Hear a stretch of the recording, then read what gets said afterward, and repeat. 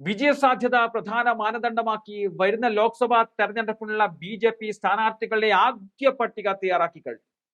പ്രധാനമന്ത്രി നരേന്ദ്രമോദിയുടെ സാന്നിധ്യത്തിൽ പുലർച്ചെ ഏതാണ്ട് 3:30 മണിവരെ ചേർന്ന കേന്ദ്ര തെരഞ്ഞെടുപ്പ് കമ്മിറ്റി യോഗത്തിൽ നിലവിലുള്ള എംപിമാരുടെ കാര്യങ്ങൾ അവലോകനം ചെയ്തതോടെ നിലവിലുള്ള 80-ലധികം എംപിമാരെ മാറ്റാൻ സാധ്യതയുണ്ട് എന്നതാണ് പുറത്തേക്ക് വരുന്ന വിവരം. കഴിഞ്ഞ തവണ ജനപ്രീതി നേടിയ ചില എംപിമാർക്ക് സ്ഥാനാർത്ഥിത്വം നിഷേധിക്കപ്പെട്ടു എന്നുള്ള വാർത്തകളും പുറത്തേക്ക് വരുന്നു.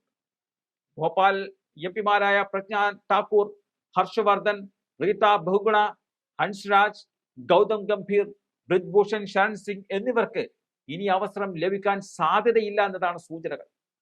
ഇതോടെ ക്രിക്കറ്റ് താരം കൂടിയായ ഗൗതം ഗംഭീർ ബി.ജെ.പിയിൽ നിന്നും രാജിവെക്കാൻ തീരുമാനിച്ചിരിക്കുകയാണ്.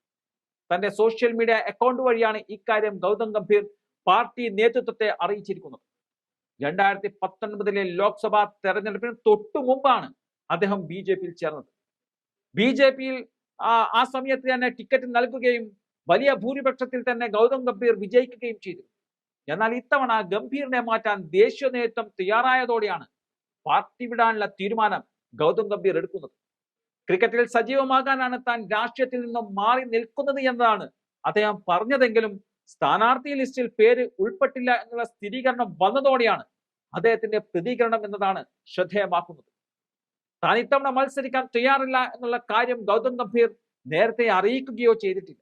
മാത്രമല്ല, രാഷ്ട്രീയം വിടാനുള്ള തീരുമാനം അദ്ദേഹം പങ്കുവെക്കുന്നത് ദേശീയ അധ്യക്ഷന് കത്തയച്ചുകൊണ്ടല്ല, മറിച്ച് തന്റെ സോഷ്യൽ മീഡിയ അക്കൗണ്ടിൽ വിവരം പങ്കുവെച്ചുകൊണ്ടാണ് അദ്ദേഹം മാറി നിൽക്കുന്നു എന്നുള്ള വിവരം അറിയിക്കുന്നത്. ഇതൊക്കെ വ്യക്തമാക്കുന്നത് സ്ഥാനാർത്ഥി നിർണയത്തോടെ കൂടുതൽ നേതാക്കൾ ബി.ജെ.പിയിൽ നിന്നും പുറത്തേക്ക് പോകും എന്ന് തന്നെയാണ്.